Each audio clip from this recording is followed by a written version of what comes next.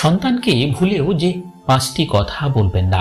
Number 1, আপনার সন্তানের প্রতিভাকে কখনো অপমানিত করবেন না। শিশুরা নিজের ছোট প্রচেষ্টাতেও মা বাবার প্রশংসা প্রত্যাশা করে। এমন না হলে তার মনে গভীর আঘাত লাগে। তারা এটি কখনো ভুলতে পারেন না। নাম্বার 2, বাচ্চাদের ঘন ঘন মিথ্যে কথা বললে তারা মা বাবার প্রতি বিশ্বাস হারাতে থাকে। এর ফলে তার পুরো জীবন প্রভাবিত হয়। নাম্বার 3, সন্তানকে কখনো হেয় বা ঠাট্টা করতে নেই। বাচ্চাদের কষ্টকে ছোট করে দেখবেন না, তখন তারা আপনার কষ্টের মূল্যায়ন করবে না।